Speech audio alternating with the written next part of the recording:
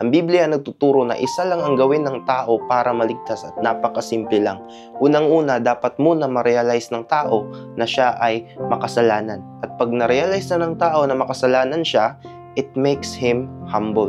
At dapat ma-realize ng tao na mahal siya ng Diyos, si Kristo Jesus, siya ay namatay, nilibing, at nabuhay. 1 Corinthians 15, bayad sa ating mga kasalanan.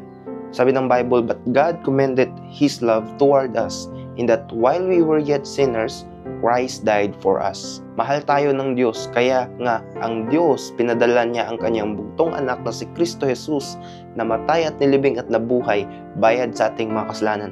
At isa lang ang gusto ng Diyos na gawin nating mga tao para tayo ay maligtas. At napakasimple lang. Sabi sa John 3:16, for God so loved the world that He gave His only begotten Son, that whosoever believeth in Him should not perish, but have everlasting life. Not whosoever who will go to church should not perish, but have everlasting life. Not whosoever do good things should not perish, but have everlasting life. But sabi ng Bible, whosoever believeth in Him should not perish, but have everlasting life. Ibig sabihin, isa lang ang gagawin ng tao para maligtas. Manampalataya lang, maniwala kay Panginoong Kristo na si Kristo lang ang makapagligtas sa Kanya.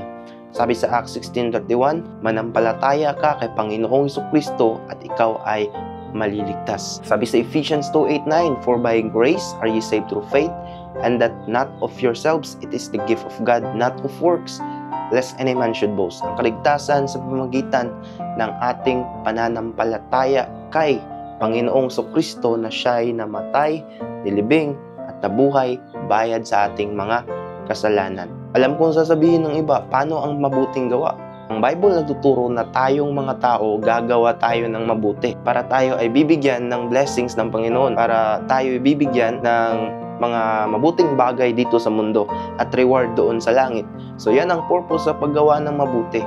Hindi para maligtas ka. Wala kang makikita sa Biblia na nagtuturo na gumawa ka ng mabuti para maligtas ka. Pero meron kang makikita sa Biblia na gumawa ka ng mabuti, meron kang ma-earn na reward. Ito kasi ang Biblia nagtuturo na ang kaligtasan hindi reward, but gift. If sasabihin natin na gift, hindi mo yan tatrabahuan para makuha mo. So, ang gift meaning free. Hindi mo babayaran, tatrabahuan para makuha mo. Just receive. Receive the salvation by faith alone. God bless. Have a great day.